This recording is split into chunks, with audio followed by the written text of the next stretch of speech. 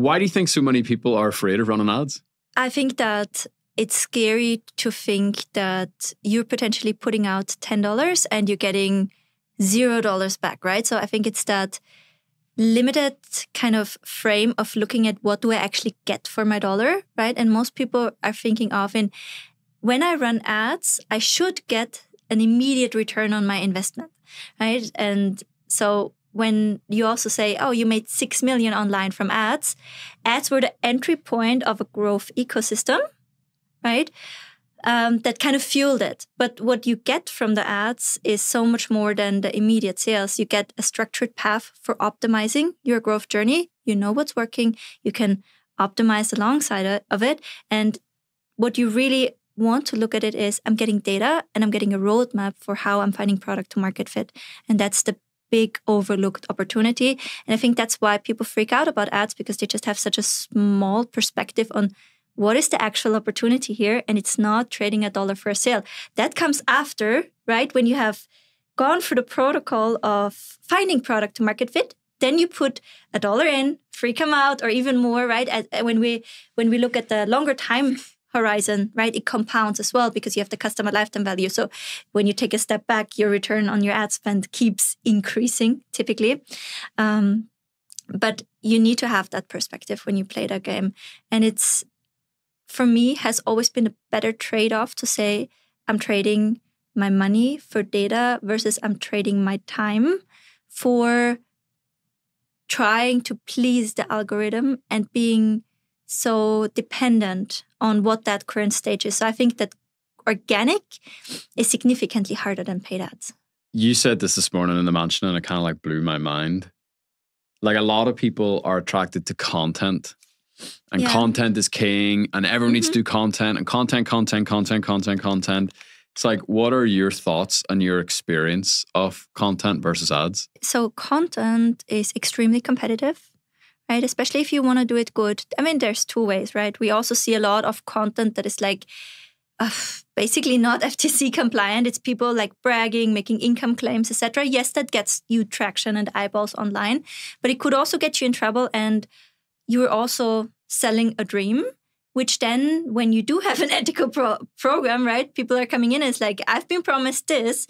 Now I'm kind of having bait and switch into what the heck, I actually need to work hard for it.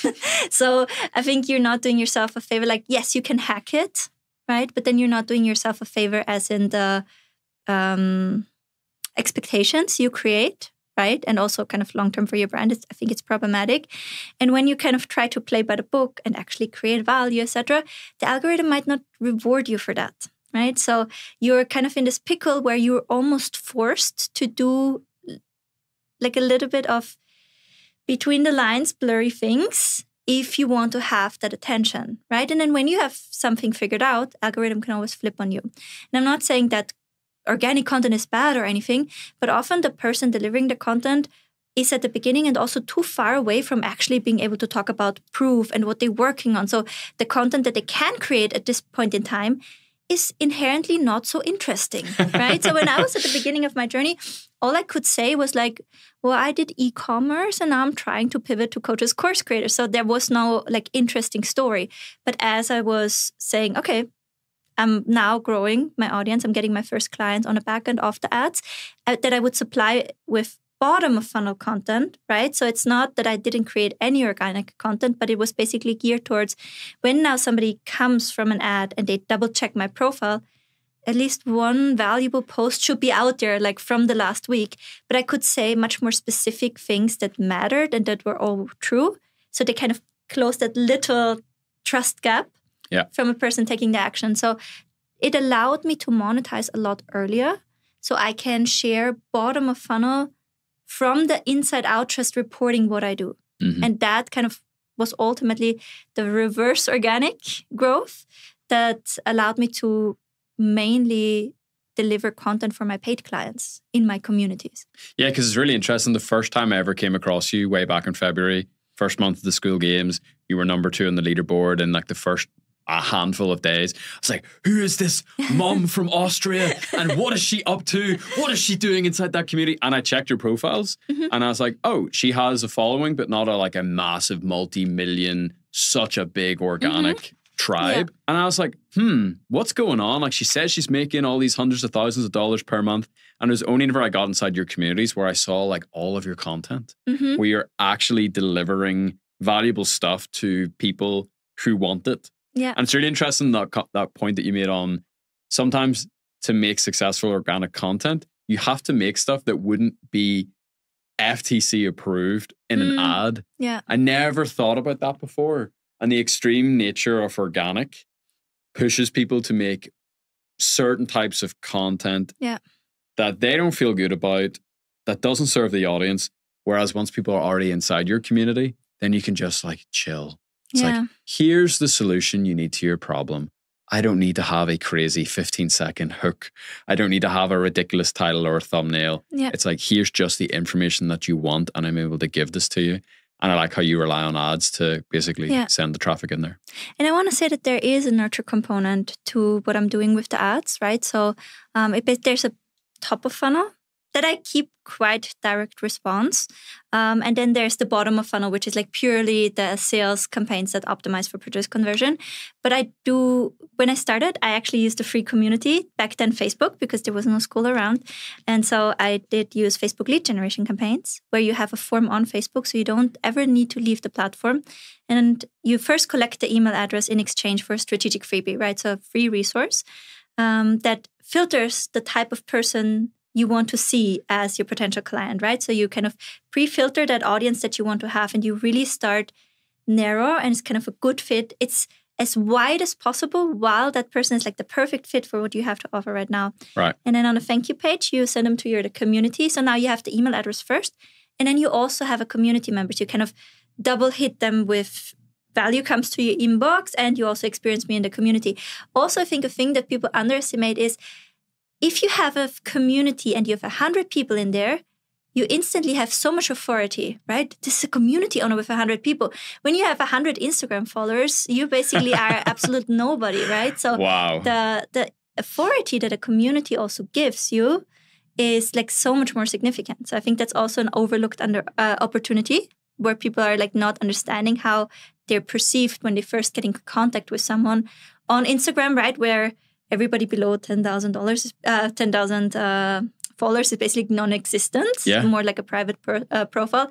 Versus when somebody comes in a community and it's 100 people in the community of that person, right? So the trust immediately gets supercharged. And then I also worked with like offers I sold on the front end to be able to get more people on my email list like a little bit quicker. So those were the things, getting people on my email list, getting people in my community. And first I had the free community, but I also then discovered that long-term, it's people convert like either right at the beginning because they come in and they're like, oh, wow, like this is basically what I was looking for. Or they convert when you do like a cleanup table event, like every 4 to 6 weeks, you do like a live stream where you make an offer at the end. And so I find that it's almost better to have a narrower community that focus almost like a challenge type transformation. And you clean that up like a little bit quicker. So that you don't have dwellers in a community. You can definitely have dwellers on an email list. Like I get people converting right now that subscribed in 2020. But in a community, very often it's not possible to re-engage the person the same way. So that's also something to consider. And then when I did make a lot of profitability, it was typically driven by my email marketing campaigns that I would then just run. So the first thing why it is actually a really, really good idea is when you are at the beginning of your journey and you're wearing all the hats in your business, right? Like Alex always says, 50% of your time goes towards promotion, if not 100% of your time if you don't have clients yet, right? And so you need to promote at the same time. You need to start creating transformations, case studies, work with people, work on yourself, right? Create all of that proof of concept. That also takes a lot of your time. And now when you're focused on creating content, it's a whole new skill set to learn. Like it's a massive skill set. It's a full-time job. I mean, you're competing against people like Alex or Mosey, right? So just to put it in perspective, it's a full-time job for you. And there are people that are so good. There are kids that are so good that grew up with this. Like I see 19-year-olds that eat me for breakfast when it comes to content, right? And It's just very, very competitive, and you need to put in so much time, and very often you need to play by the rules of the algorithm, and you need to say the most outrageous, polarizing, income claimy things that you can possibly do to stand out, see the right eyeballs, and get people from there. Then also, I see so many people that are in my community that ask me for my advice, and then I see their messaging and what they're saying to people. It's like, it's claims you can't make. It's things you can't say. It's like you're selling because you're being, it's borderline. It's more than unethical, I would say, right? So you have to be extremely aggressive often, right? Often that's the trend, the tendency that you see from a beginner, or somebody is just really, really passionate about the content and they are a creator and they build it up. But now here's the problem, right? Now I am a creator. That's who I have become. That's what I do. Well, now I'm trying to monetize that. Well, what's the transformation I offer? How do I get people result? I'm actually an expert in content creation. And this is why you see a lot of people that actually are very successful with content. They teach you about content creation because that's the thing they nailed. That's where they have put their heart in over the last 2 years, right? And there's only so many things that you can master as a person. Right? That's also why you see so many people with 1 million followers who make no money. They're so broke. Or, you have those people that have built up the following and the goodwill. Now they try to kind of reverse engineer an offer from, like, what would people buy? And they even initially, like, have amazing sales, right? So you see them skyrocket in the Skool games, for example, as well. And then you see, like, the steep decline of the community, and eventually the community is not even there anymore. And you're like, why did this happen? Well, the people did not buy your offer. They bought you and they wanted to give back after years of consuming. But what you could create after years of focusing on creating content was not meeting your clients' needs. Right. And they want to be connected with you and they want to have access to you. But how much money are they really willing to pay every single month, especially if they can also consume you out there for free in the way that they are used to as well, right? So, and that's often when then the creator starts to change the offer. Also typically makes it more aggressive because everybody thinks like, oh yeah, that will sell, right? And then they find that, oh, now my content is actually not a good fit for my offer anymore. So I need to tweak my content to fuel my offer better. And then their audience is like, oh yeah, this person became a sellout. Yes. Right? So you kind of created this vicious cycle for yourself because you didn't... Yeah, it's like a snake that eats its own tail. Exactly. And you did not create a product to market fit product first and your personal brand around it. And this is why, although I am comparatively unknown, I've been able to monetize early and ethically and grow with my offer. My personal brand grew around my offer because I used the ads to find product to market fit first. And this is so good. This is like unbelievable. Honestly, I'm so glad we're having this conversation because I think it clears up so much misconception. Before you deliver the absolute value you're about to deliver, I just want to say, like, Andrew Kirby has an amazing banger. Mm-hmm. He says, you should always start with the offer first. Yes. And then make the content. 100%. When you start with the content and then try to figure out the offer later, he calls it the hope technique. Yes. Where you're like, I'm going to get all these followers and hopefully I can find something to sell them. And what I'm hearing you say is ads allow you to test an offer really, really, really, really fast. And you can spend a little bit of money. You can spend $100. You can spend whatever. I'm sure you'll tell us exactly how much. And you can find out very quickly, oh, dude, this offer sucks. And so you can save yourself 6 months making all this organic content on something that might not even make money. Yeah. Just wanted to underscore that, please. We're ready. Both hands are open to receive. I just want to kind of highlight that I fully agree with Kirby. And I think that's like the big problem is like I built the audience first. Like a lot of TikTok creators fell into this because it was so easy to create the audience. Absolutely. It's like, I built the audience first and then I'll find a way. I have 5 million. Yeah. I can't make 5K. I know. And that's the problem, right? So the offer comes first. And I'm also like a big advocate for placing yourself where the money flows, right? So that's also a thing that I think more people kind of need to hear, that it's often they feel like I'm cursed, I can't sell this. You're probably operating kind of off market as well. And, look, for some people, the goal is I just want to have a community, right? And I'm okay if eventually I'll get to one point where I can substitute my income, scale my job back, right? Or I am already retired and I'm just doing this for fun.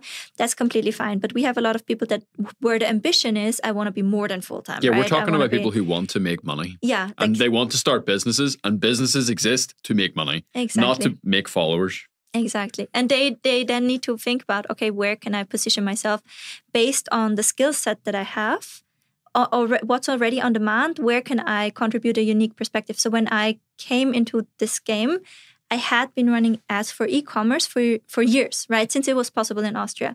And e-commerce has a lot lower margins than high-ticket coaching. And so when I came to the US market, and I didn't know anyone. And so we used Upwork, right, to find clients, and we would apply. And the kind of sales strategy was to let them know, yeah, we can do an ad account review, and then we can propose the campaign structure, and we can show you where you're leaving money on the table. And so I wasn't even kind of aware of the coaching market at first, right? I knew Tony Robbins exists and everything like that, but I didn't understand it fully. But I saw that there were a lot of people looking for media buyers in that area. And so when I looked at their ad accounts, I was like, they're just blowing out money. Like my brain was not able to compute how wasteful their ads were. And I think that that's what gave me the edge when I came into that market. I was like, I know how to make this work with really small margins. Mm-hmm. So that's great for somebody who does not necessarily want to sell high ticket, which is a lot of people don't feel ready for it yet, or don't have the offer figured out yet, right? Which has been my journey for a very long time. But also for people who do have high ticket, it's like, why would you pay more? So that kind of came handy for me. I have an offer for you. Would you like to spend more money or less money? Yeah. And I mean, they were YOLOing it, and they also didn't know, right? So they were doing things like sending people to an opt-in page, and then on the thank you page, redirecting them to a Facebook group. So they paid $10 cost per group lead. And with my lead form method that I talked about before, I was getting them free $2.5 group leads, right? So, now you can have 4 times the amount of leads. Yes, mom. Right. And so that kind of, and that's what I'm saying is I found something that was in demand, and I kind of positioned myself well because of that unique perspective that I had. And that's what I would recommend for everyone.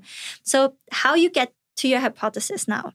There is a super aggressive, risky way, right? Which the big digital marketers will tell you is you're not a man if you don't dare to exclude all your warm audiences and spend $500 per CBO campaign with 5 ad sets and 10 creatives per ad set running the ads to your offer. You need to be willing to lose $10,000.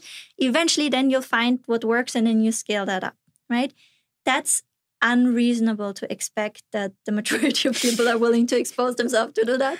And, unless you have seen the kind of returns that are possible from that, I wouldn't throw somebody in the water like this. And I'm also not throwing myself into the water like this. I've been doing it for clients that had the means and urgency to do that. But I'm also much more risk averse. Sure. And most people, they get into this game because they want to make their first $10,000, not spend it.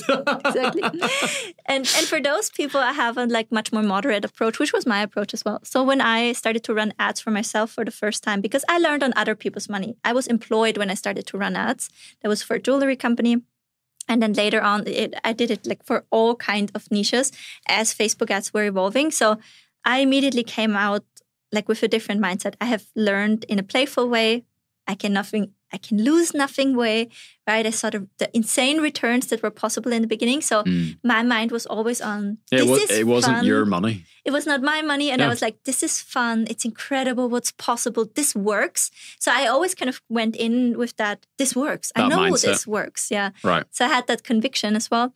But when I, for the first time, ran ads for my own personal brand, I was like, okay, this is actually scary. Now I get it, why people are so on the, you always get it and then you get it.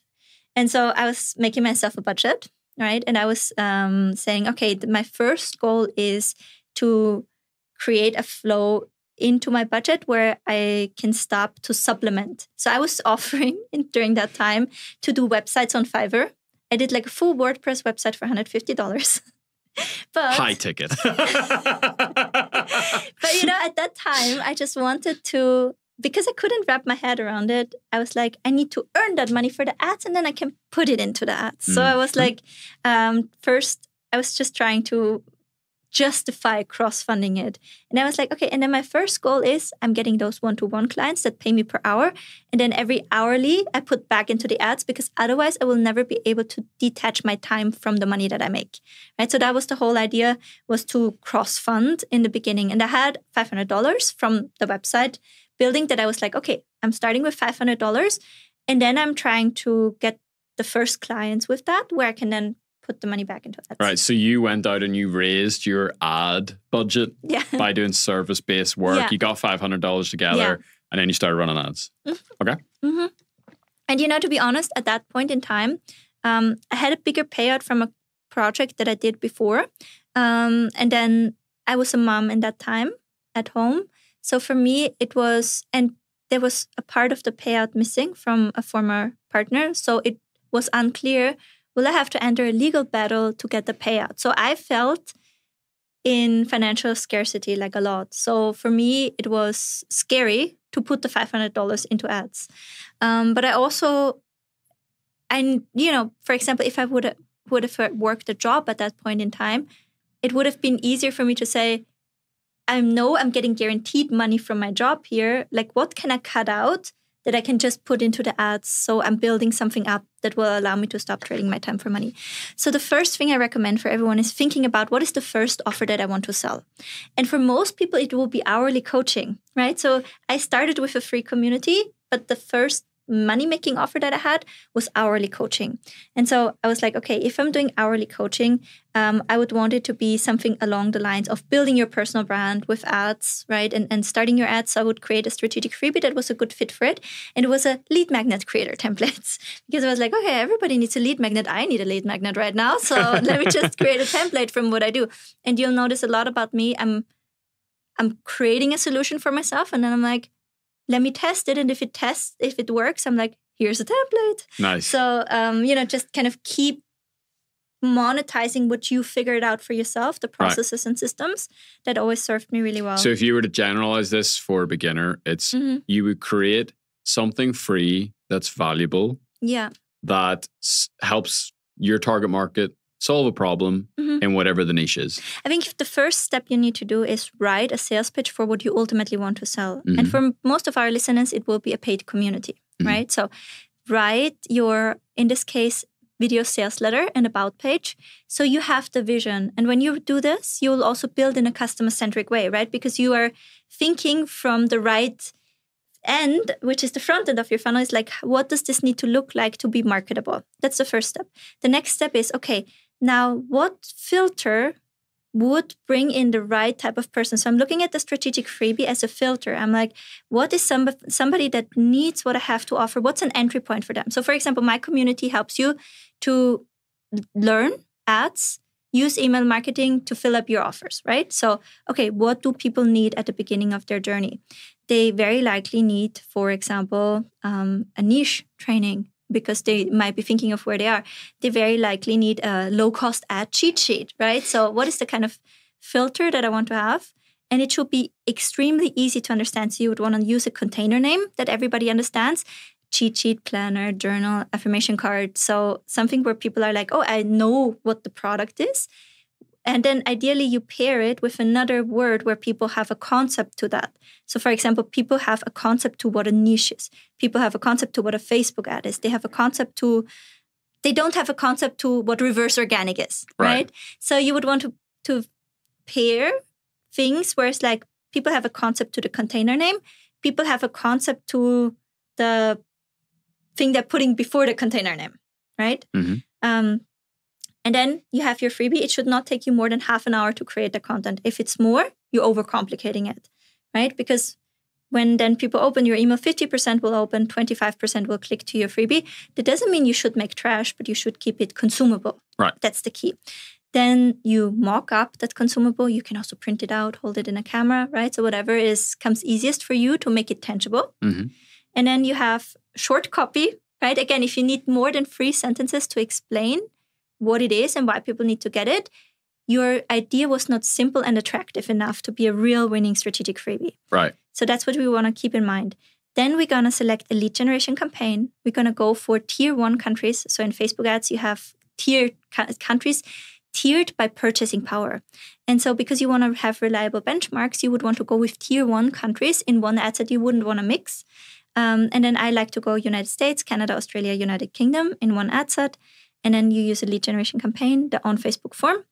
And then on the thank you page, you can redirect people, for example, to your free community. Mm-hmm. Then you integrate it with Zapier, Pabbly, Make, and then you deliver the freebie. And then you have a welcome email. I call it the Everything I Do email, where you introduce your person to everything that you do, right? And then you hit people. I used to have like multiple day onboarding sequences.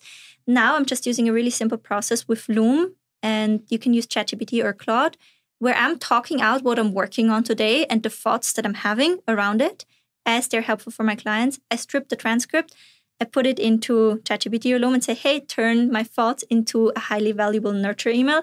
And within 10 minutes, I have a highly valuable email that I can send to my list. The value posts that Alex highlights in the Skool games, this is how I'm creating so many of them, by the way. So I'm just taking my real, genuine experience that I'm having. And this is also something I think more people need to understand. What you're selling is your experience, right? Because when you are conceptualizing and distilling your experience down, people can have the essence of that experience without having the time and energy of going through the experience, right? And this is how you actually create value for people it's called like, you know, how you a computer file when it's really large and then compress it. You compress it. It's like you have your experience and you compress it for people. So now they can consume it and now they have benefited from you having made that experience. Right. So that's the email portion. So, and yeah. Should I recap now or should I recap after the next point? There's a couple more pieces that go into it. Let's do it. So in the emails, you always want to say, hey, you know, if you need help with this, book a free call, no strings attached. You help the person genuinely. And all you ask after is, if this was helpful, can I have a testimonial? Then you start to have the testimonial flywheel. Now you post on your page. Now you post in your emails. It's like, hey, I helped this person. If you want help, book your call here. And eventually, when you then follow up with the person, we were like, hey, you know, how is it going? Have you been able to implement? They will say, yeah, it was great. I have another question. Can I actually book a session with you? And that's how I got my paid clients, right? So there was no hardcore selling or anything involved. Boom. And then you have those testimonials. You put them on your page. People like it because they're like, oh, you're awesome. You helped this person. And then you put the ad dollars behind that proof, right? And that's when you, for the first time, run an ad that is more bottom of funnel, where it goes to a book a call, a messenger conversation, or even your community. So right now, all bottom of funnel sales ads that I'm running for my community are in one way or the other proof driven, which is also something that I doubled and tripled down on now after the conversation with Alex. Crazy. That's the whole blueprint. That's the blueprint. Okay, so help me out here. I'm going to review kind of block by block and just make it super explicit. So the first thing that a beginner should do is write their offer. Yes. And they should write it as a sales letter. Yes. If it's a Skool community, just write your about page. Yes. And by doing that, it forces you to actually think about what the deliverables of the product actually is. Yeah, and what the transformation is, right? Right. So I help X go from A to B. Yeah. And then you figure out what that is. So now you have that. Then you think about, okay, what is something that would bring the right kind of person, use the word a filter, filter the right kind of person into an offer that they would get benefit from and that they would experience value. Yeah. So you're not able to sell the big thing yet, right? Yeah. Because you need to make a first actual sale of that. So you need to work with people first, and people always want to skip that step. Yeah. Right? It's like, I don't want to do one-to-one work. Like, no, you have to do some sort of one-to-one work, right? And if it's just for a month or a couple of months, but this is where you get that insight, as in, how does that look like when you help others? Right. Most haven't even helped themselves. No, it's true. It's so true. It's true. And this is then no ad and no content in the world will be able to work for you because you don't know what that experience looks like. Yes. You don't know what you're selling. Yeah. Right? So that needs to be the very first thing. Perfect. We have the end goal in mind. We create the filter. Mm-hmm. We filter the right type of people. Now we have an audience on our email list where we can recontact them without being reliant on the algorithm. Right? So we basically just built our own market research lab. Yep. Does that make sense? Oh, I love that. So that's what we did there. Yeah. We're now, because now, it might be that our idea was shit. So now we can retest. Yeah. But for free. So we only need to build that core list. And I would say, get it to 500 people. Mm-hmm. With the way I'm creating ads, you can do this below $500. Mm-hmm. Now you have a list to remarket to and remarket to and remarket to, and you can re-reach them at no extra cost. Right. Right? So that's really good. And the chances that if you keep creating those valuable emails and reporting honestly from your journey and keep offering to help them for free, the chances that you doing that for a month wholeheartedly, mm-hmm. that you don't get a handful of clients booked that you can help for free, I think are very, very slim. Sure. Right? So it is when people say, oh, it didn't work, I'm like, okay, how many emails did we send? It's like, I sent 3 emails. I'm like, okay, Yeah. I can't help you. You sent 10% of what you could have sent. Yeah, you send. I'm actually recommending people every day send a valuable email every single day. Cool. So you write the offer. Yeah. You then think, okay, what is something that would bring people in front of this offer? Yeah. That is then the lead magnet. Yeah. And the lead magnet is something that's really, really, really small, that's really, really consumable, that would be attractive to the right type of person who would benefit from your offer. Yeah. You then run a Facebook form ad. Lead generation is the campaign type. Yeah. And you use instant form. Okay. So everything happens on Facebook. You don't need a pixel setup or anything. Beautiful. And then how people get access to this freebie, this lead magnet, is they just give you their email address. Exactly. Right? On the other side of the email address, they get the valuable thing that's very consumable. Now they're on your list. Exactly. And then you start to send them these update emails. And how you do that, the super efficient way is you just basically create like a Loom diary, if I'm understanding it correctly. Yeah. And then you take this transcript, you tidy it up a little bit, and then that's your daily email. And you're just reporting on what you're doing and what's working for you. Yeah. And it's really good exercise for you as well, because those emails, they actually form the first versions of your core concepts, right? So when you look at Alex Ramosi. I love this. Right? So Alex has like all of these bold ideas and you're like, he has a concept for this, he has a concept for that. How do you create your own concepts? What do you think? You reflect on what you experience, you process that experience, and you are like, I think this is a thing now. Mm-hmm. Right? And I think this is also where so many people leave the chance to becoming more of an expert on the table. It's like you're going through the experience, but you're never reflecting on it.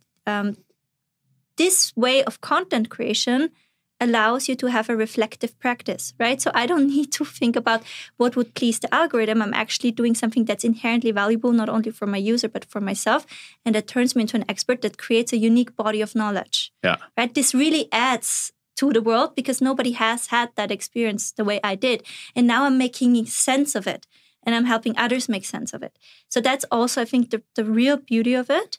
And that insightfulness is contagious and people, because it's so missing in our day-to-day life that we are insightful. We're being so spoon-fed with what we should think, right? And what we should do.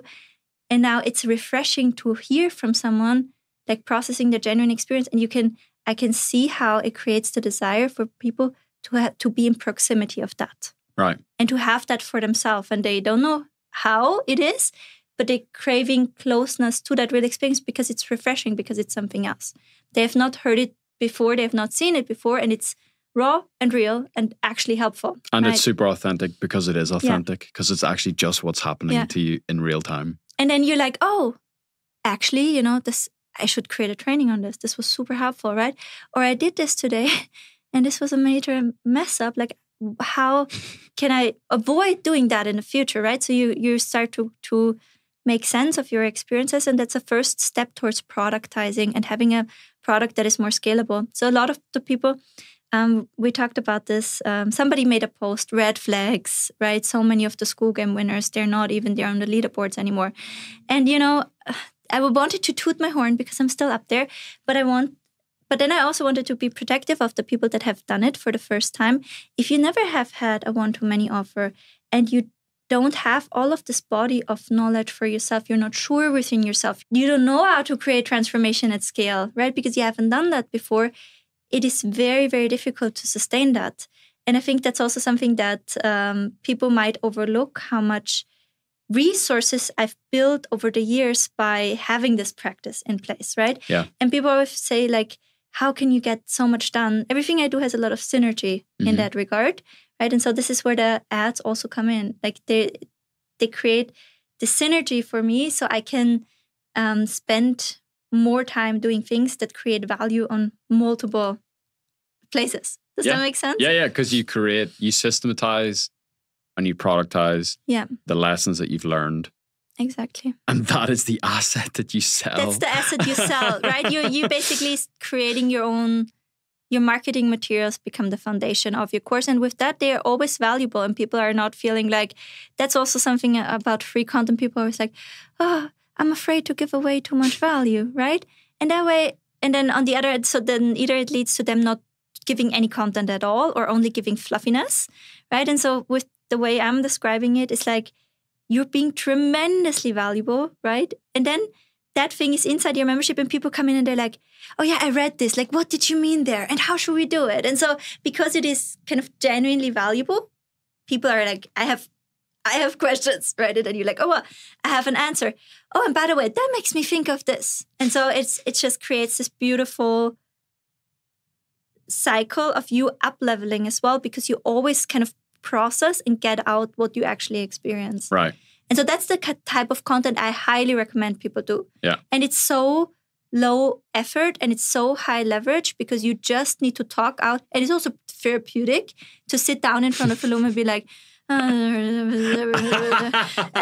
then you have the transcript and then you're like, oh yeah, there's the lesson. Oh, thank God. There was a lesson in today, you know? So, do you know what's funny? I did not expect to quote this name in an episode with you, but Gary Vee has a great thing where he says, it's far easier to document than it is to create. Oh yeah. And that's what you've laid out. You're actually just documenting. Exactly. You don't need to create anything. You just document and reflect on the actual journey. Yeah. And with that, it's also low cognitive effort because I never have to make something up. I never have to manufacture something. Wow. Right? So I'm starting with reverse engineering from the offer. Mm-hmm. That's the entry point. Have the right filter. And with that, I just have the conversations with the people of bringing that offer to life. Yes. Right? And with that, it already nurtures people towards when I'm ready because I'm just saying, here's what I'm working on and here are the challenges I'm encountering. And so I'm just reporting also from creating the product. Mm-hmm. And that in itself also gives people a sense of ownership. Right. And it works for any community type as well. Yeah. Right? So people really feel like genuinely, oh, they have been on the journey with you. You shared your struggle. They might, have similar challenges. You can help them. Mm-hmm. You obviously help people because you report about the people that you help. Right? And then it's so much easier to, when you open doors, say, I'm ready for the first beta clients. Okay. And then my first beta offer I sold after a month and I made $10,000 in sales. So it was a one-to-one program for 12 weeks for $997 and I sold 10 spots. Unbelievable. And it was really not as hard as I thought. So again, I just want to make it super explicit. Mm-hmm.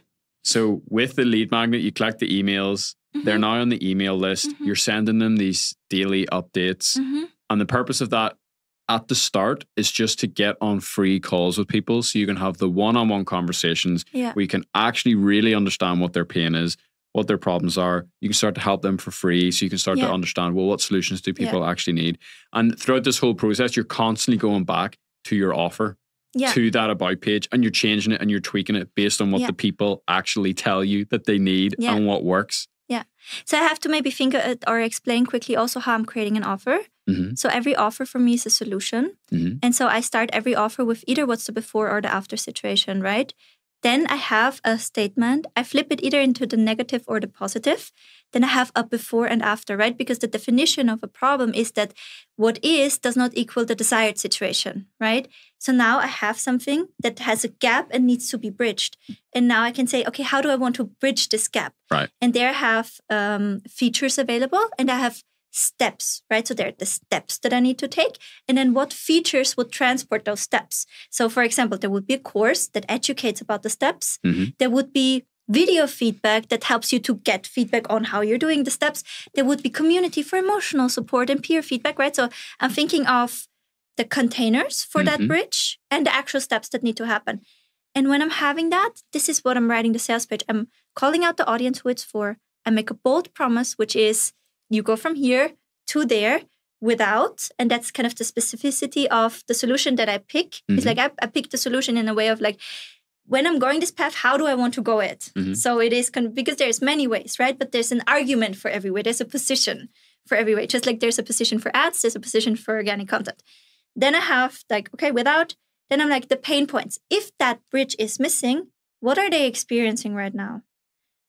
The reverse of that is the benefits.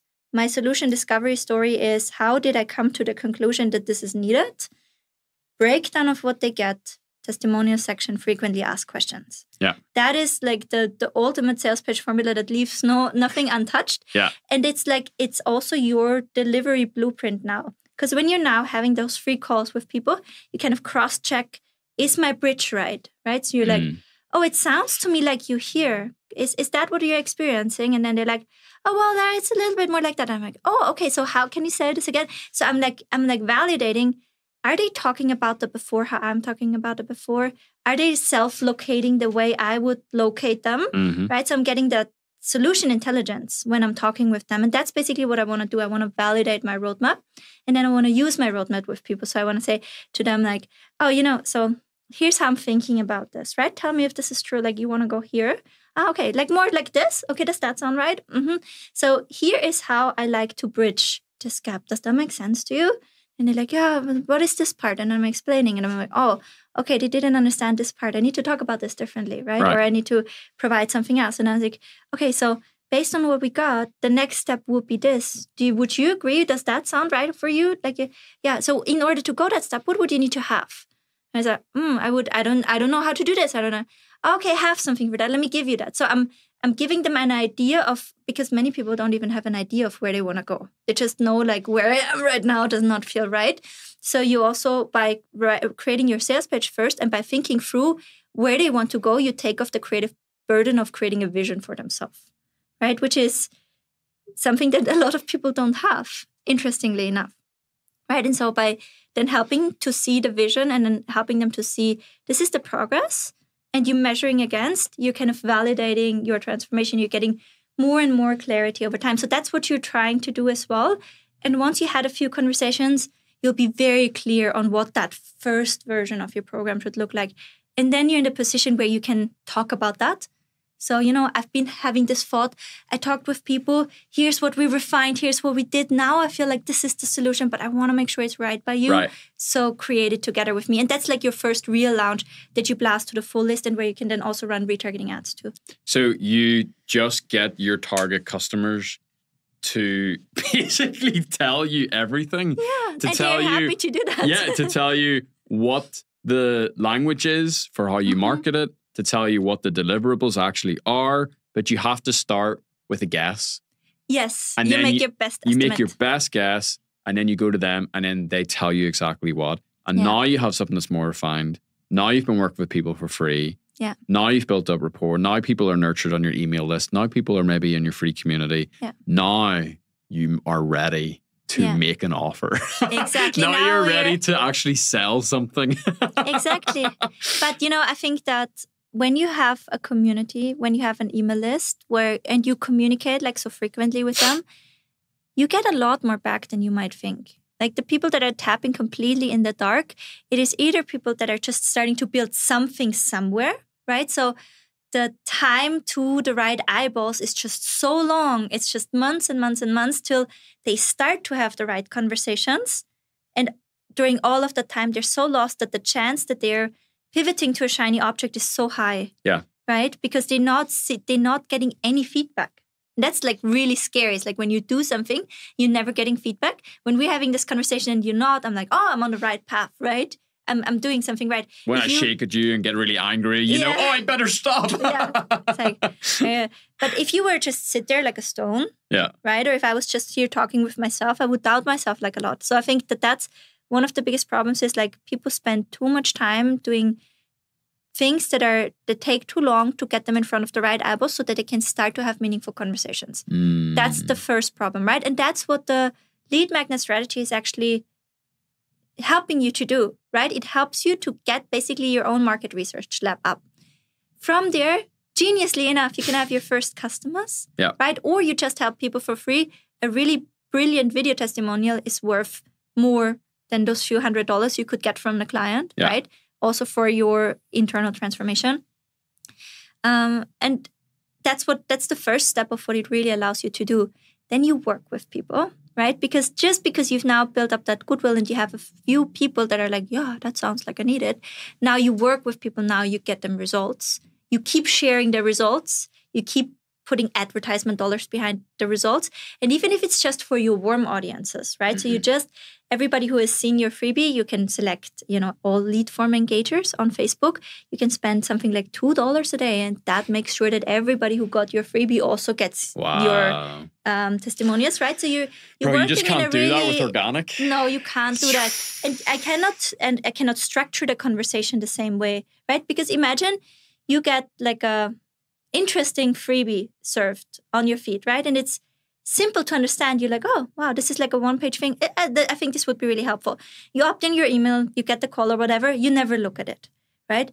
But a day later, there's like the same girl again, and there's like a really cool case study. Like, what is that, right? And then a day later, she retargets me with her community. Wait a second, like I know this girl, right? So you keep pushing people with the right message at the right time. And it's just really low cost because first you have the freebie, people self-qualify, and then you just keep reaching that audience. Wow. Right? And that's enough for the beginning to give you some significant momentum, more than you could do with organic, because you can lead the conversation. I can structure my customer journey towards know, like, and trust. Yeah. For really, really low effort, if you think about it. And also to appear on somebody's feed, let's just say 5 times in the 1 week. Yeah. You have to be Alex Hormozi. You know? That's who you're competing against. But I can show up in between Alex Hormozi. Yeah. Right? I can just... You're the break in between. Exactly. That Evelyn girl that he always talks about.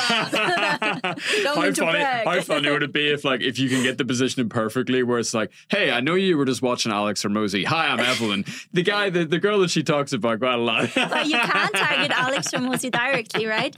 But you can, for example... when you have your Skool page, your Skool about page, once you have your email and you start to send like some traffic, you can create a lookalike audience from everybody who has been on your page. And interestingly, everybody who has been on your page, they look like Skool visitors, right? So when you have the top 1%, chances that you get Skool people is really, really high, right? So there is ways to work with lookalike audiences where you can... Although you cannot target, you can target Gary Vee directly. He has been one of my best winning audiences for years.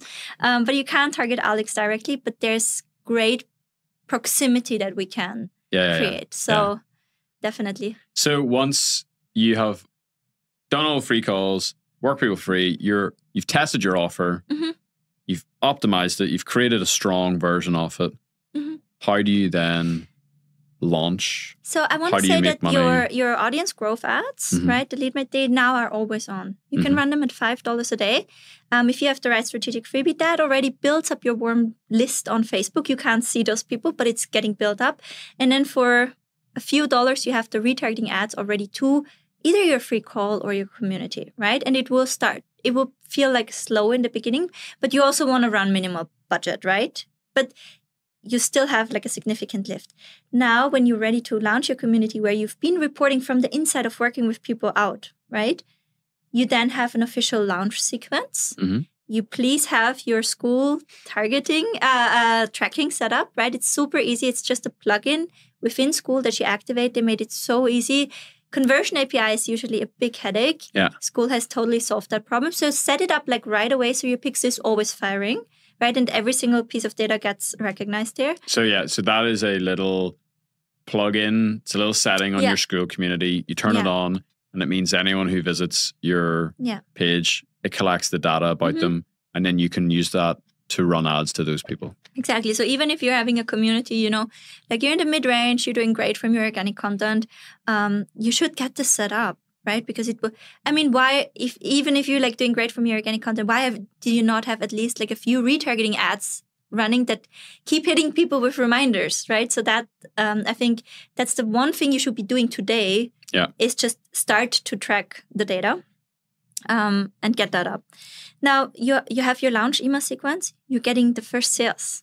And because your tracking is set up, Pixel will recognize those sales and it will help the algorithm to find you more buyers quicker. Now, you also have those proof that you have shared, right? And the lowest form of proof that you can share is a video walkthrough of your community classroom, right? And proof does not always need to be from others. Right. Proof can be, I've put in the work, I've created this. Here's what I did myself, right? So, you know, I have sent 30 nurture emails about my weight loss journey in the last 30 days to my list. Here are the 10 takeaways, right? That in itself is already proof that I'm a consistent person, right? Yep. And so this is different forms of proof that you have shared on your page. And now we can start to pick them up with ads, right? So now we can start to set up a sales campaign. We want to optimize for purchase.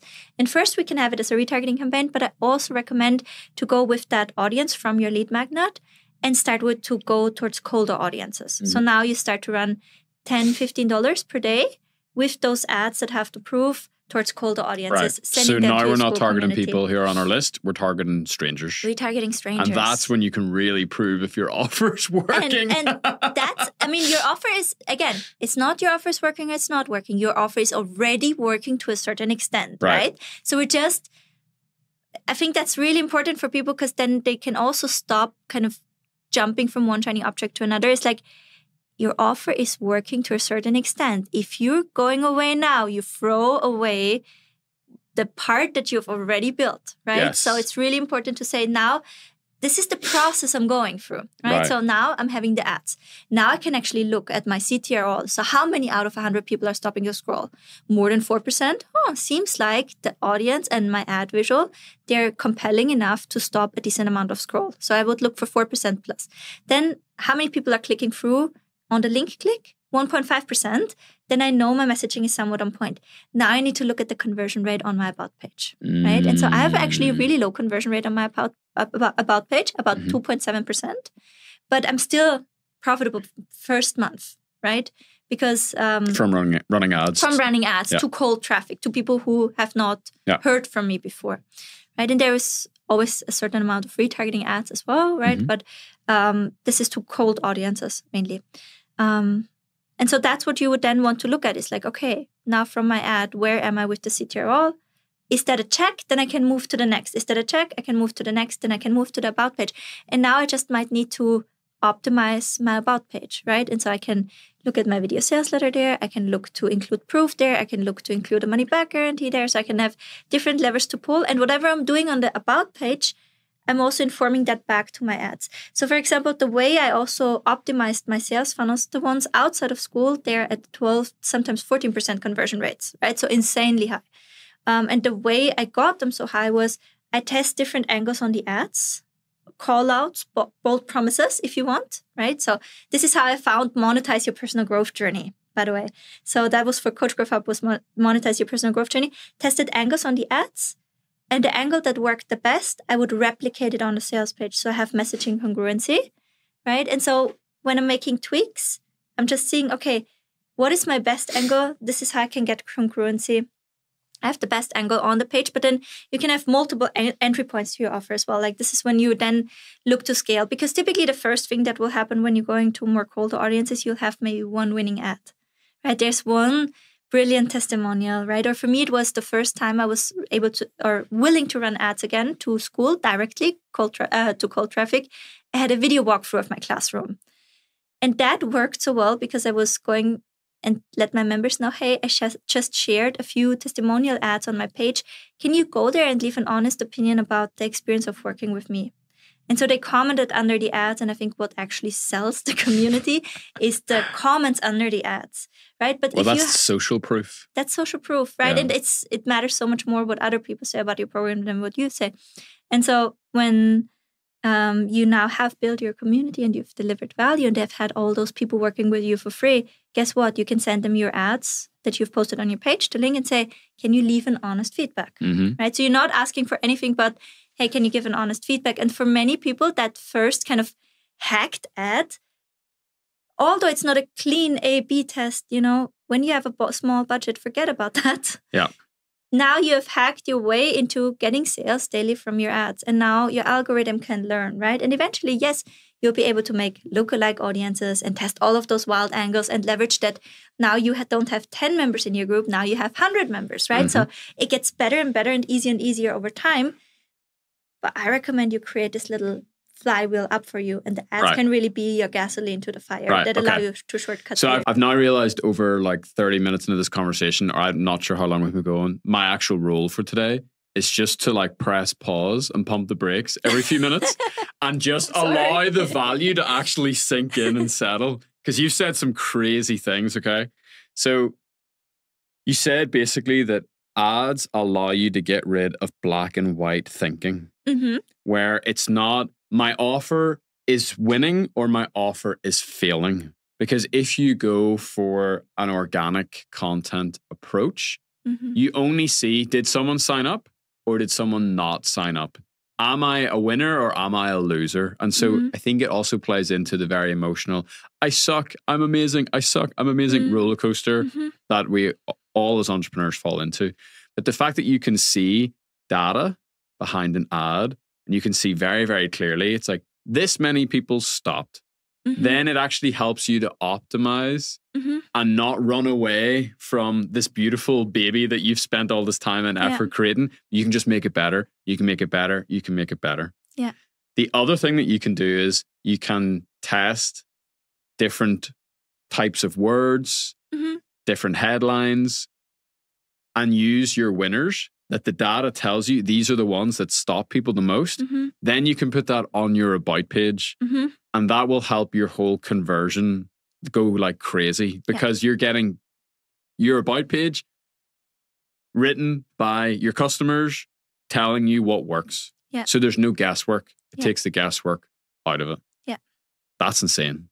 I think a lot of people who listen to this, they're like, whoa. I would love to say two things to that. You can say many things. The first thing that I really want to highlight, like people really need to understand this, when you're doing organic traffic from TikTok, YouTube, Instagram, your traffic quality is very inconsistent.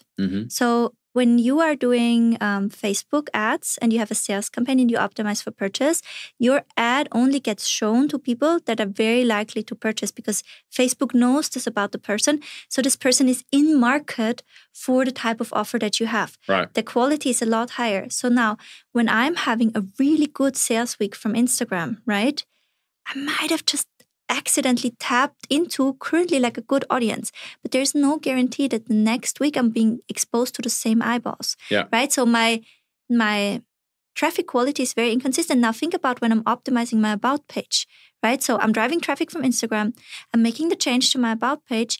Next week, I'm getting lower conversions, right? So I'm changing it back. Now I'm getting also lower conversions. I'm like, what's wrong? Like I'm getting the same amount of traffic, but you might have just gotten different traffic quality. So you cannot optimize. Like the person that drives organic content cannot optimize the way I can do because I know I can erase one variable, which is I know my traffic quality is pretty consistent. Yeah. Right. So that's a key factor as well when it comes to optimizing your offers. And then what you also said about finding the winning angle for the membership, like this is so true. After the February games, right? I took a step back and I was like, okay, what do I actually want to create? Do I want to keep having this from Skool? Like, how do I want? And I knew the answer is yes, right? But I had to restructure also my whole membership training. I had to update it to Skool.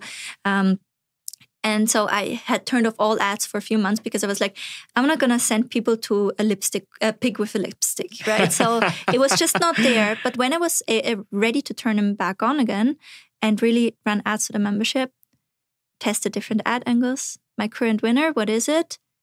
How to run ads for your membership. And it was just such a slap across my face because it it was a full circle moment for me.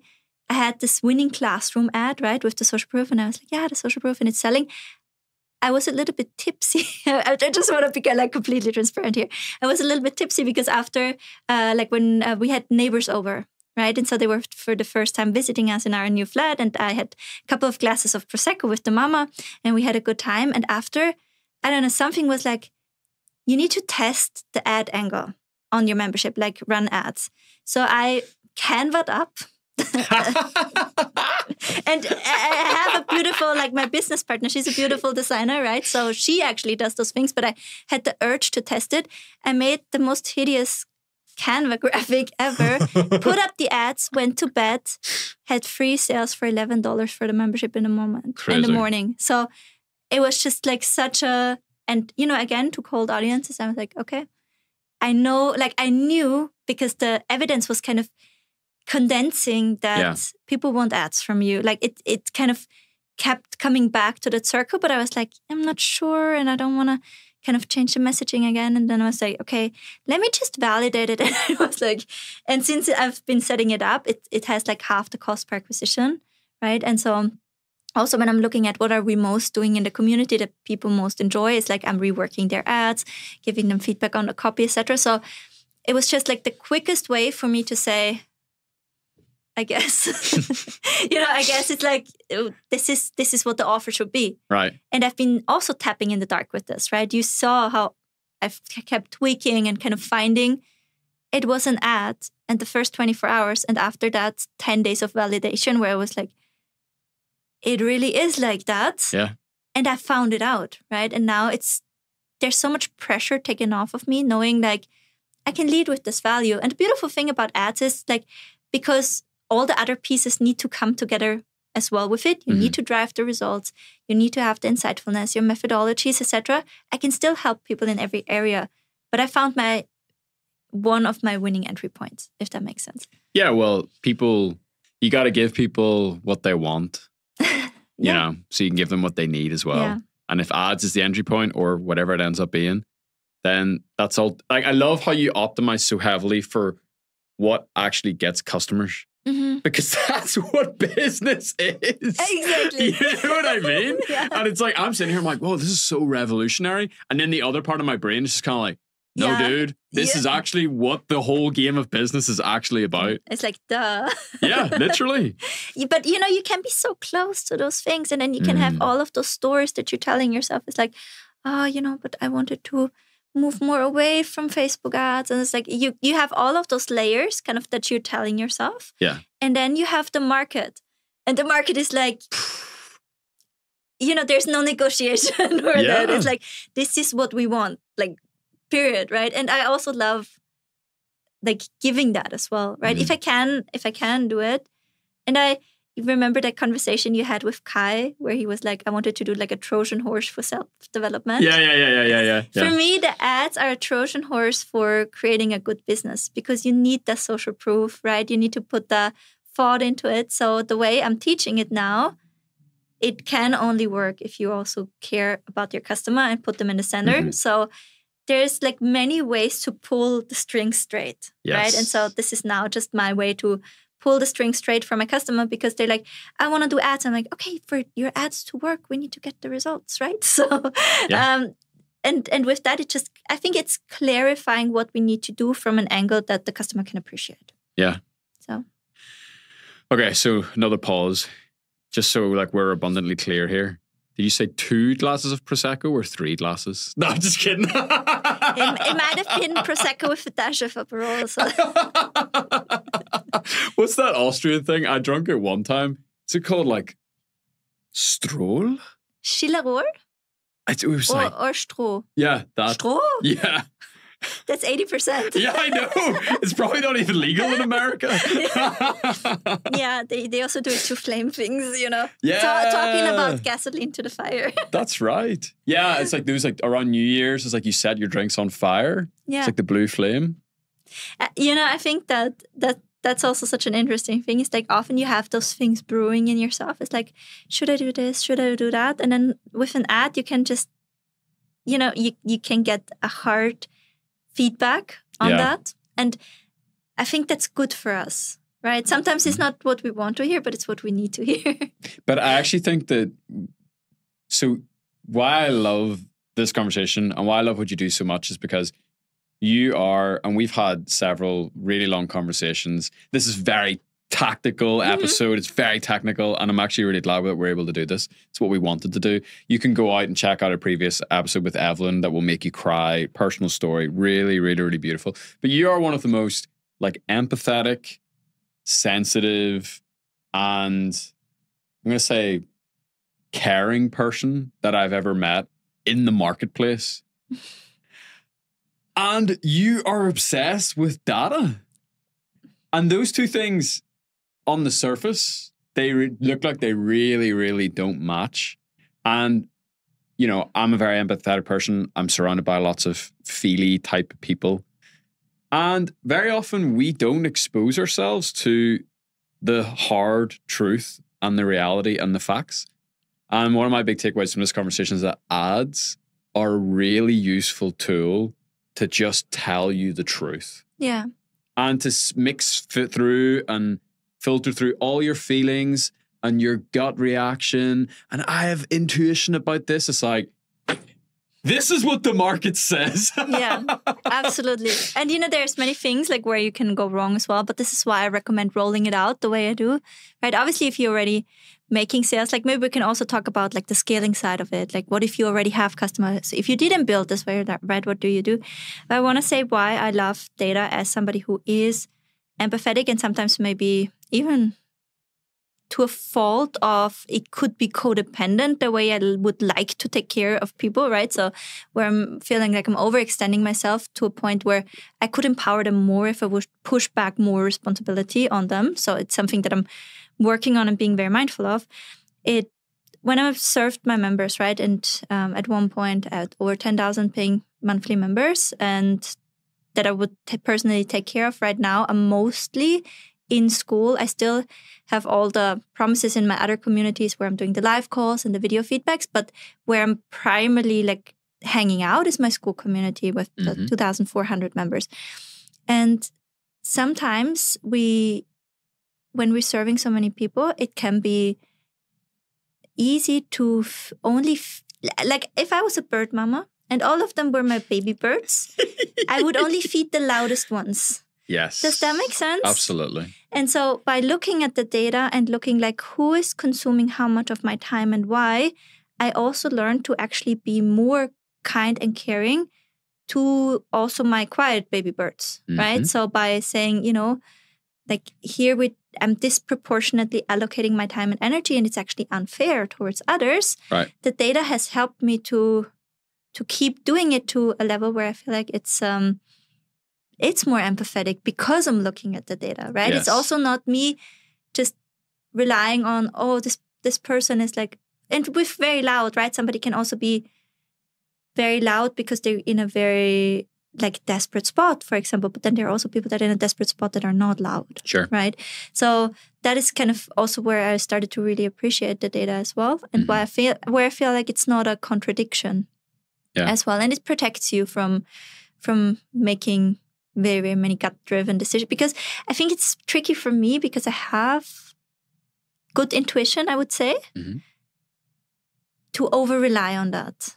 Right. That when you have made like good experiences also with like moving quickly and trusting, then it's easy to think like it's always like that. And then you just develop those biases. But a really good example of this is what you just described about your community that won the Skool Games. So, you know, you moved quickly. Skool Games launched. Alex Mosey, Skool Fever. Let's go. We're going to get in there. Mad month. Crazy, crazy, crazy. But then you stopped. You do what you always do. You reflected. You went to the data, as they say. And then you're like, okay, what is the future of this community? Yeah. Because the intuition got you to a certain point. Yeah. And then you're like, okay, let's now build very mindfully and very intentionally going forward. Yeah. And that little retreat, that withdrawal, then allowed you to springboard more, faster, better. But you had to take that step back. Yeah. I was down to 52,000 MRR when I started the ads. Was that hard for you? To drop to that? Yeah. I think it's you're like harsh on but I had to forbid myself to do anything reactionary, right? Because I needed to rebuild and heal and redeliver some things where I just knew I have to swallow that now and just not do reactive stuff to push it back up. Not be the one trick pony because I know how to push up revenue, right? So that's easy. But then with every kind of unsophisticated push that is not integrated in a bigger intention, you're costing yourself so much like long term. And so that's also, for example, why for the Royale games, where all of the previous winners will compete, what I'm doing right now is I'm focusing a lot on my ads, which also feels mentally very good and sustainable for me. It's a creative, quiet work that I can do with podcast in my ears. So this feels very sustainable for me. Yeah. Like I like this work, right? So I think that's also like really important. I love actually this work. So what I'm doing is I'm focusing on that. And I'm focusing on, okay, how can I now bring even more of ads back into the communities? And because the market and the members tell me like, we love like more of this. Yes, please. Like, okay, how can I lean into this? And I will not focus on winning the games right now, but I will focus on winning long-term with, what the market told me I need to do. So I think that's the better decision. And I'm also too small for a Cybertruck. I wouldn't know how to drive it either. So you are, your eye is on the all-time leaderboard is what I'm hearing you say. Yeah. And everything else. That's the long-term growth plan. Yeah. And I mean, I was all the way, I think, down to place 18 in the all-time leaderboard. Now I'm in the top 10 again, so that feels good.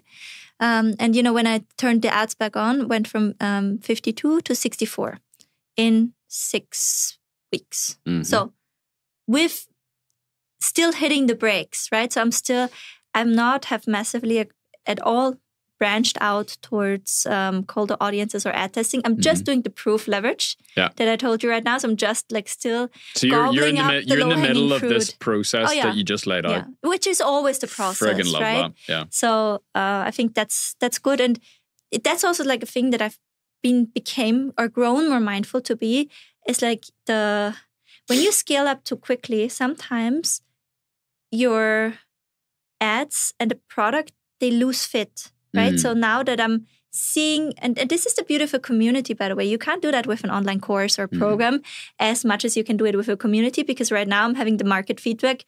Ads, heck yes. So I'm like, okay, ads, heck yes. It's already a pretty significant part of Grow with Evelyn. But to truly fulfill ads, heck yes, I need to put a little bit more work into that. Right. Yeah. So now I'm like, okay, I need to. As I'm scaling up those ads, you need to get in the ad world again. Yeah. So, as I'm seeing like, okay, the demand is there. People want this from me. I'm putting more in and I'm documenting how I'm putting more in. And then what do I do with the documentation? I'm putting it to the front end to kind of, juggle it up. Yeah. And so I think that's not only true for if I was working on ads. If you're testing your ads and let's say they are about fitness, right? I think it's such a relatable example. Everybody can understand it. If your ads now tell you intermittent fasting, right? Taking off 1 meal a day. Well, now you can start to include more 1 meal a day recipes in your membership. And you can talk about, yourself after rolling up the sleeves, just cleaning up my kitchen after creating 12 1 meal a day recipes. Post it on your page. Advertisement dollars behind it, right? So do the work for what the people want to see in your membership, document you doing the work, proof, right? Then ask your members, I just added this for you, how do you like it? And members will be like, I love it. Okay, let us know on the post, send them to the post. People are like, they're so good, I tried them, I can't wait to test them out. You put the advertisement dollars behind it, it becomes a self-fulfilling prophecy. Right. And then as the ad builds up the social proof in the comments, you go to colder audiences, right? But now I think this is a lot of what we're also seeing with Alex ads. He sometimes gets like negative comments under the ads. And so when you're starting with this warm pond strategy, then when your ad hits a stranger that is, not so positive towards your offer, when there is a vault of positive comments, they're not going in and trashing you, or the chances that people are going in and trashing you under the ad is like so much lower, right? And when they go down, they're like all those positive comments. Like that way you often can turn a doubter into the subscriber. So I like this strategy a lot of kind of building what the ads need for the members, getting the proof of that, validation for the members, warmer pond, colder pond, broad, ice cold pond, right? Yeah. So cool. There's a lot of value in there. I could talk about this so long. I love how you are you see that kind of scientist emerge in you where you're just like, you love this. I do. Yeah, so fun. It's really interesting to me that you follow this process still, at this stage of your journey, at the success that you have, and also at the success that you have since starting this low ticket membership community journey that you've been on, the $6 million journey. You have yet to do high ticket. Mm-hmm. Evelyn Weiss, everyone in the community wants to know, are you ever going to do high ticket? I've been playing around with the thought so much. Mm-hmm. Like a part of me desires it. Also, when I'm looking at myself as a consumer right now, right? I'm at a certain level in business where I can afford a podcast management, right? That's how we got to know each other. So I'm at the point in my journey, I want to be more of an expert in my fields. I don't want to learn about podcasts. I'm sorry, right? For me to become at like 5% as good as you in podcasts, I would need to spend like months, years. I cannot do that to the quality. So for me, it's better to hire that out. Right. And so I have, at this point, I don't have the interest in becoming an expert in more and more and more areas. I want to buy that expertise, and I don't want to buy it as in I'm learning. I want to have it ideally done for me in a form of a contractor or employee, etc. So I'm thinking that the higher ticket offer I would offer would be to someone who is in a similar position as me. Mm-hmm. And they say, I don't want to learn ads. Like, I really just want to give it to someone. Yeah. And so that I feel if I was to do a high ticket, that's the direction I would need to take it. Mm-hmm. But then I'm also like a little bit torn again, because if I was to do the ads, I almost would need to do the emails with them as well. So I'm always like, I cannot pace myself. And then I just imagine like 3 years from now, you've just accidentally built this massive agency. But everything has like so much synergy, and that's actually what I always hated about the agency business as well. And I think what actually doesn't work for personal brands and online educators like us, somebody needs to understand your whole personality, your whole funnel, even like your ecosystem. I think Skool actually simplifies it because everybody has kind of the same funnel. Right. Or very, very similar funnel. So that definitely simplifies things if I was to do it for someone else. But there's so many things that kind of go into making that successful. And an ad agency, they're experts in ad agencies, but the person running your ads almost must have been in your shoes to get the full picture of what you as a creator or community owner or educator need for your brand holistically. Yeah. Because, otherwise they will always push for the metrics that they're measured by. Short-term ROAS. Mm-hmm. Short-term ROAS is like, short-term push to win the Skool games in October right now. Yeah. Great in the short term, but in the long term, it's not benefiting you. Yeah, but this is the exciting prospect of all of these people who are setting up Skool-specific services. Yeah, that's so cool. Like Patrice does, right? Exactly. Kevin, I want to give a shout out to Kevin about the data, right? Yeah. Kevin Wong, he has pulled the data from my community to help me make decisions about because it's also like the loud baby birds, right? So when you have a poll, like what do you like? What do you want to see? Loud baby birds. And the biggest, most engaged community members will give you their opinion. But then what people use is a different story, right? So it's better for you to look at the data. And he has built this whole business around just helping Skool communities look at their data, because Skool doesn't provide that natively yet. Mm-hmm. Also doesn't make sense to that extent for every single community creator, right? Because people are at different levels of the journey. Maybe we can very briefly talk about like the highest level of the journey. Like, what does that look like when you have it all built out? For what? For what Kevin's done? For the ads ecosystem. I would love to kind of drive that home. One thing that I really want to do just before we end as well is sending ads directly to your About page.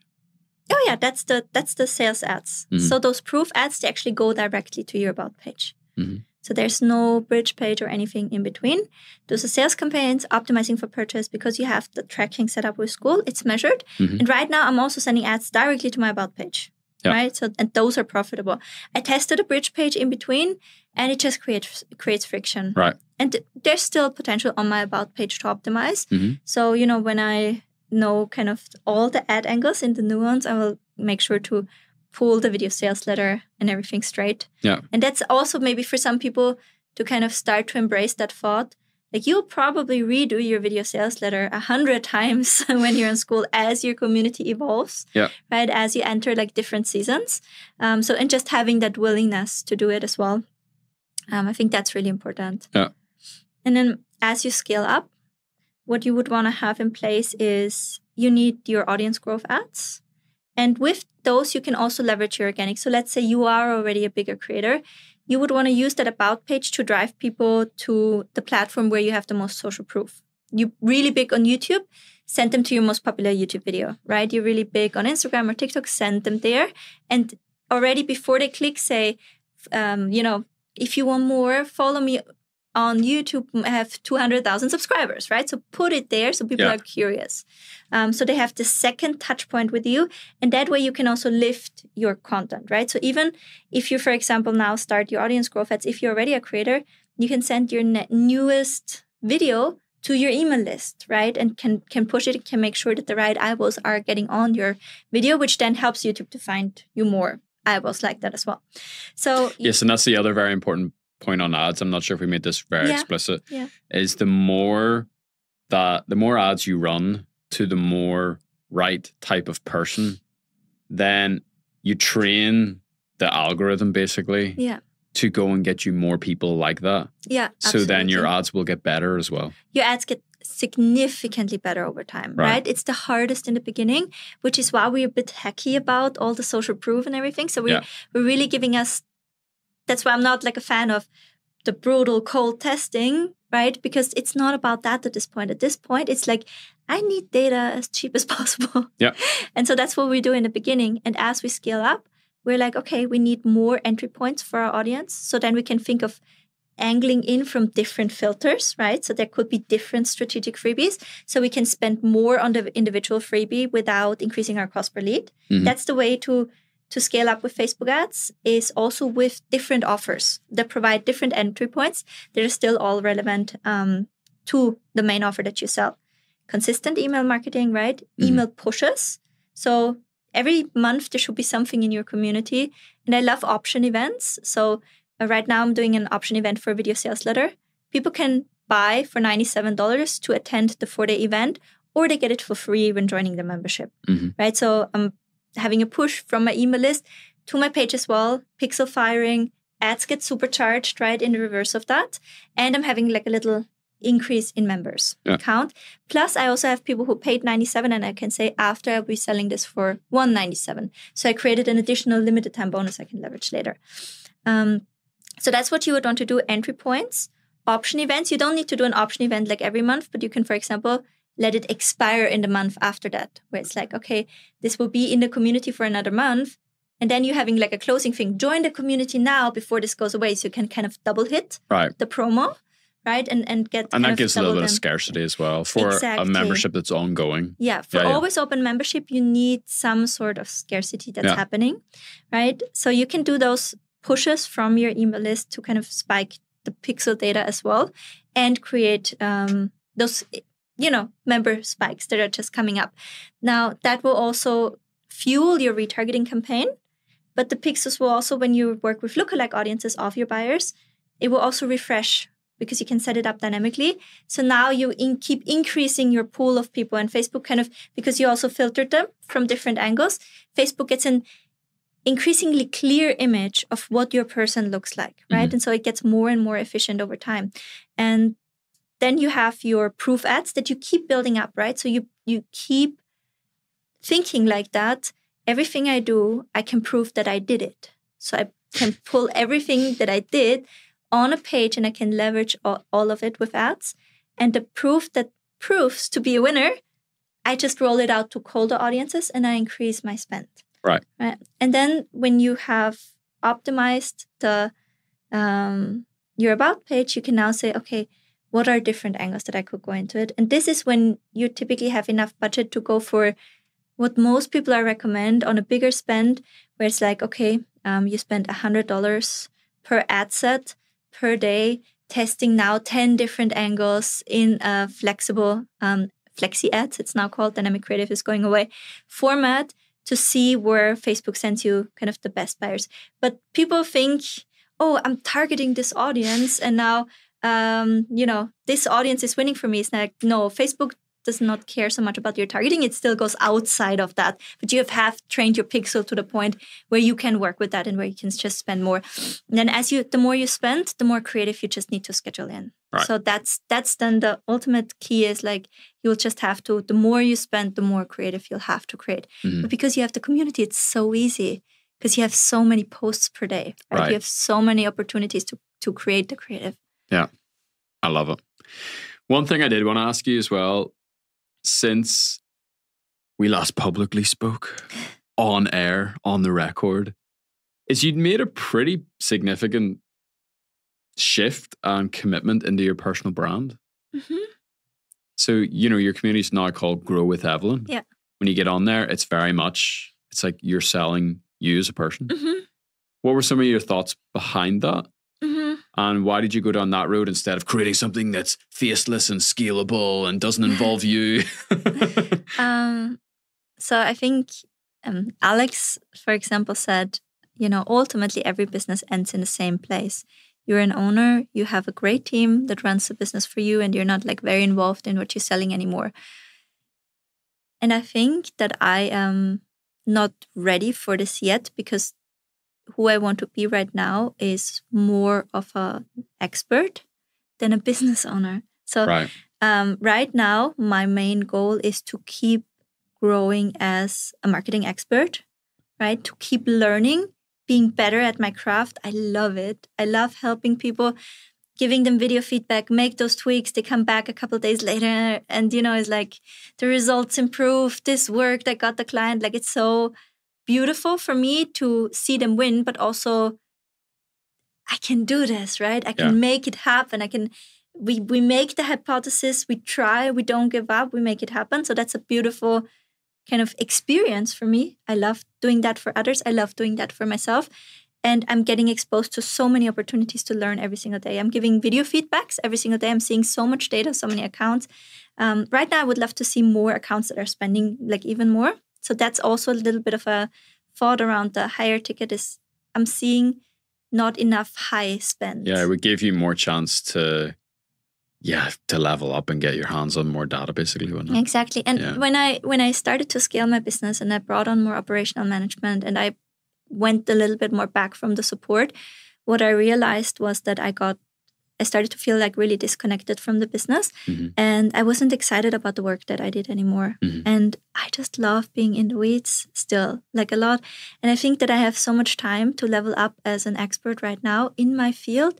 And later on, there will be other opportunities to monetize that maybe in an even bigger scale. For sure. Right? So I want to be patient with that and I want to really listen to where do I love to grow at the moment? And right now, I just want to grow in my skill sets as a marketer and also with ads. And so that was why I was making the decision, grow with Evelyn, because I still want to grow into that role, right? And I just want to really still level up. And, maybe at one point I will, but things are also updating so quickly. I love being in the weeds. I love the immediate feedback.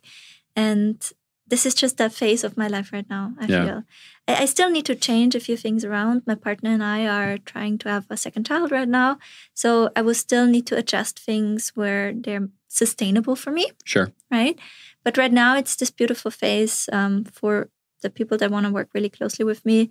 And it's that phase of my personal brand. And, then when I feel like I have eaten all of that up and I'm really who I I want to be like world class at this. Yeah. Right. And like you said, there's diminishing returns. Yeah, we right? spoke about this in the Uber, didn't we? The better you get, the smaller the gains become. Where like you make gains like relatively quickly, and then the better you get, the smaller the gains are. And so I still want to gain, and I still want to get better at this game before there's a next adventure. So I'm just not done. I love it. I love it so much. Thank you. Thank you so much. Really good to see you again. I'm so glad you're back in Vegas. Thank you.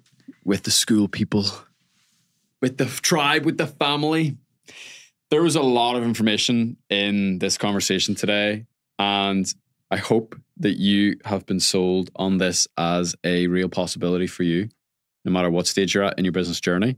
And so if you want more, if you want the actual technical implementation, just go join Evelyn's community. The link is in the description, and I know that she would love to see you there.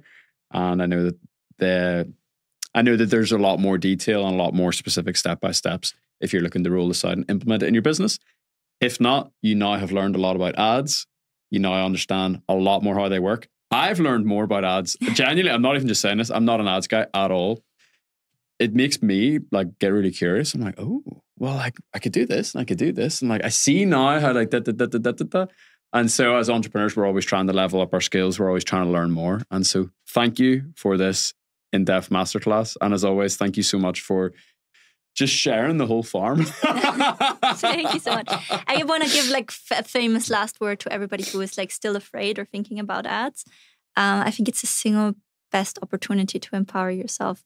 When you can make it rain in your business, it's a transferable skill you take everywhere with you. And it's so, so empowering to never have to wonder where your next sale is coming from, because you know the process to get to the sale, right? And like we talked about, maybe some ads manager settings change, etc. But when you have understood the underlying principles once, right, you have empowered yourself forever. And also, like I've laid out, you can start with a really small budget, leveraging everything that you do, take off a lot of burden that is weighing on your shoulder when you're building it up all yourself in the beginning. And if you're already smashing it, why not add gasoline to the fire? Why let there be this huge hole in your bucket, right? Where you're not retargeting people, where you're not bringing more people to the pieces of content that already work for you. Make it rain. Thanks, Evelyn. Thank you.